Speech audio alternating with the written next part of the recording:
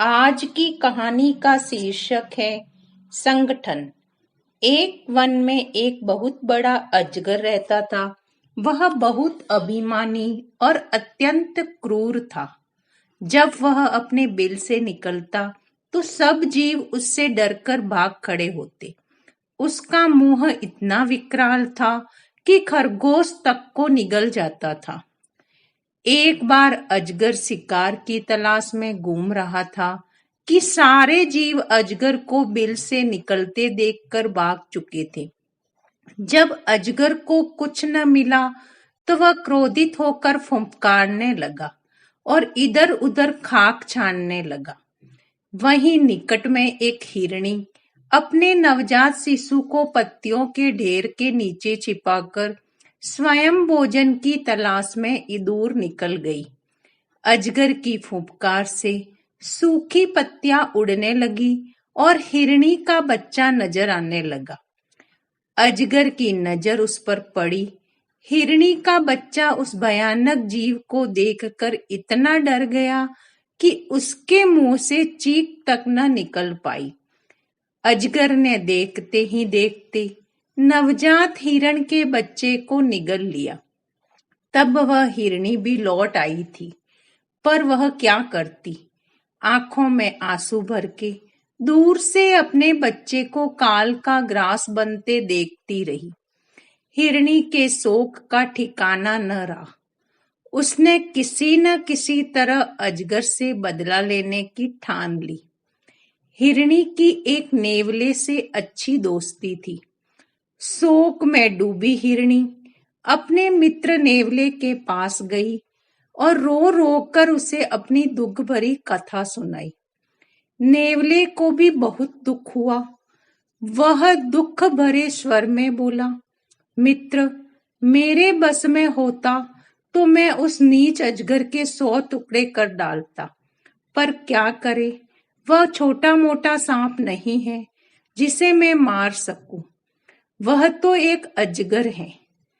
अपनी पूंछ की फटकार से ही मुझे अधमरा कर देगा। लेकिन यहाँ पास में ही चींटियों की एक बॉबी है।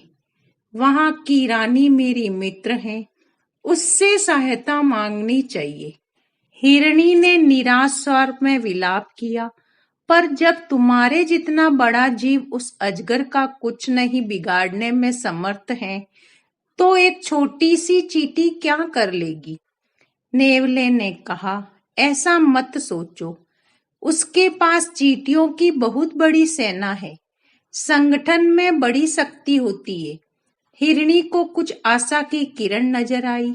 नेवला हिरणी को लेकर चींटी की रानी के पास गया और उसे सारी कहानी सुनाई। चींटी रानी ने सोच विचार कर कहा, हम तुम्हारी सहायता अवश्य करेंगे। हमारी बॉबी के पास एक संकीला नुकीले पत्थरों भरा रास्ता है। तुम किसी तरह उस अजगर को उस रास्ते पर आने के लिए मजबूर करो। बाकी काम मेरी सेना पर छोड़ दो। नेवले को अपनी मित्र चींटी रानी पर पूरा विश्वास था, इसलिए वह अपनी जान जोखिम में डालने पर तैयार हो गया। दूसरे दिन नेवला जाकर सांप के बिल के पास अपनी बोली बोलने लगा। अपने शत्रु की बोली सुनते ही अजगर क्रोध में भरकर अपने बिल से बाहर आया। नेवला उसी सकरे रास्ते वाली दिशा में दौड़ाया। अजगर ने पीछा किया। अजगर रुकता तो नेवला मुड़कर फुफकारता और अजगर को गुस्सा दिलाकर फिर पीछा करने पर मजबूर हो करता। उसी प्रकार नेवले ने उसे संकीले रास्ते से गुजरने पर मजबूर कर दिया। नुकीले पत्थरों से उसका शरीर छिलने लगा। जब तक अजगर उस रास्ते से बाहर आया, तब तक उसका काफी शरीर छिल चुका गया था और जगह जगह से खून टपक रहा था। उसी समय चींटियों की सेना ने उस पर हमला कर दिया। चींटियां उसके शरीर पर चढ़कर छिले स्थानों से नंगे मांस को काटने लगी। अजगर तड़प उठा।